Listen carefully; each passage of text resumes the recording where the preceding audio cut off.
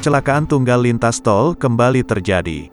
Kali ini sebuah truk terbakar di tol Kertosono Madiun, kilometer 623.850 B, Jawa Timur pada Sabtu, tanggal 20 November tahun 2021.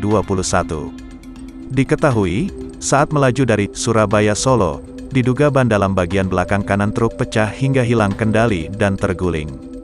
Akibat insiden ini, pengemudi berhasil selamat, namun truk bermuatan besi dan tiner tersebut sempat terbakar.